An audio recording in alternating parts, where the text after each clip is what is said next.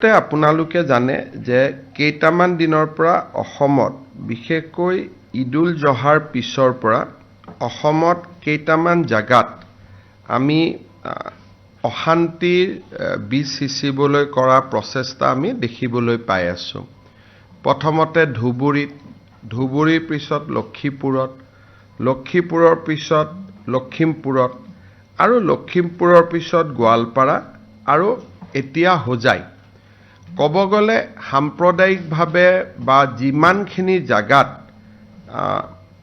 খুব সেনসিটিভ জাগা, এই গোটেই স্থানবিলাকতে এনেকুৱা ঘটনা হোৱা দেখা গৈছে।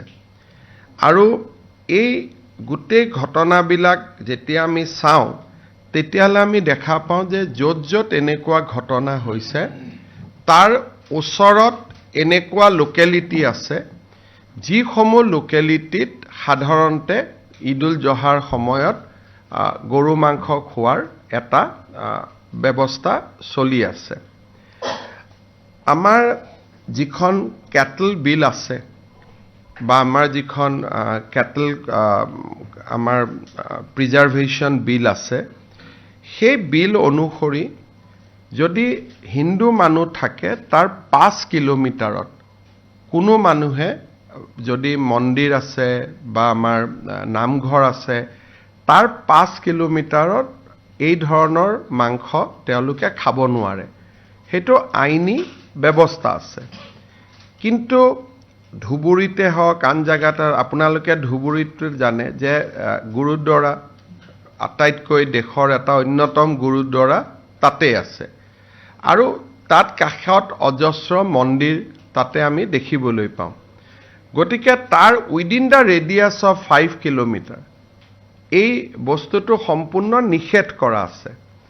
কিন্তু এইবাৰ ঈদৰ সময়ত বা আগে পিছে এই যিটো প্ৰভিজন, এই প্ৰভিজনটো আমাৰ জিলা প্ৰশাসনসমূহে যি ধৰণে বলবৎ কৰিব লাগিছিল সেই ধৰণে বলবৎ জিলা প্ৰশাসনে কৰা নাছিল।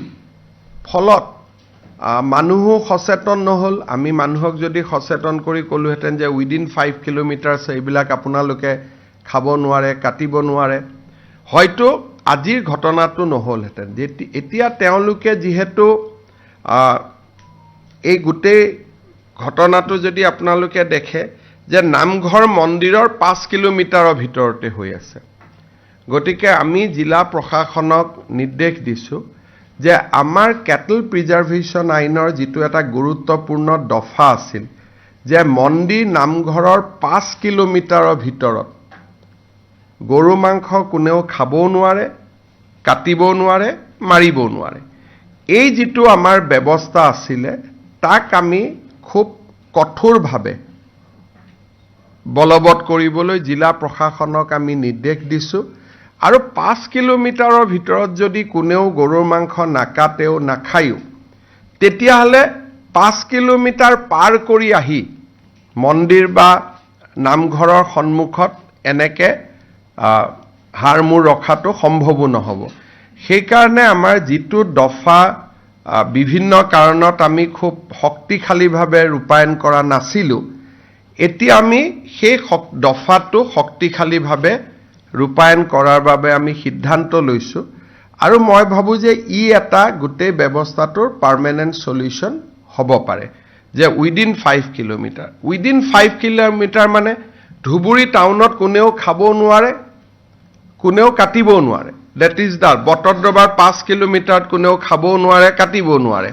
আজি লখিমপুৰতো যিটো ঘটনা হৈছে তাৰ জাষ্ট উইদিন 1 কিলোমিটাৰ এই ঘটনাটো ঘটিছে বা হাড়মূৰ আমি বাজেয়াপ্ত কৰিছোঁ। যদি তাত খাবই নোৱাৰিলেহেঁতেন, কাটিবই নোৱাৰিলেহেঁতেন তেতিয়াহ'লে ঘটনাটো কেতিয়াও নহ'লহেঁতেন। সেইকাৰণে এইবাৰ আমি জিলা প্ৰশাসনসমূহক এখন আমি গোটেই SOP এখন বনাই আমি তেওঁলোকলৈকে পঠিয়াম যাতে উইদিন 5 কিলোমিটাৰ ভৱিষ্যতে ঈদ আদিৰ দৰে অনুষ্ঠান হ'লেও যাতে কোনো কুৰবানী হ'ব নোৱাৰে। 5 kilometre from A temple, 5 kilometre from A namghar, 5 kilometre from any religious institution. আৰু গভৰ্ণমেণ্টে ইয়াক কঠোৰভাৱে বলবৎ কৰিব যে তুমি কুৰবানী কৰিব লাগে, ধৰ্মমতে আন বিভিন্ন জন্তু কৰিব পাৰি, সেইটো কৰিবা, কিন্তু এই বিশেষ জন্তুটো বা বিশেষ প্ৰাণীটো উইদিন 5 কিলোমিটাৰ ৰেঞ্জত যাতে কোনেও কৰিব নোৱাৰে। আৰু যদি সেইটো আমি সকলো মানুহে যদি তাক মনৰ পৰা পালন কৰোঁ, হিন্দু মুছলমান সকলোৱে, তেতিয়াহ'লে মই ভাবোঁ যে এনেকুৱা ঘটনা ঘটিব নোৱাৰে। যিকোনো খবৰৰ বাবে যোগাযোগ কৰক 7099017330 লগতে 7099017110 নম্বৰত।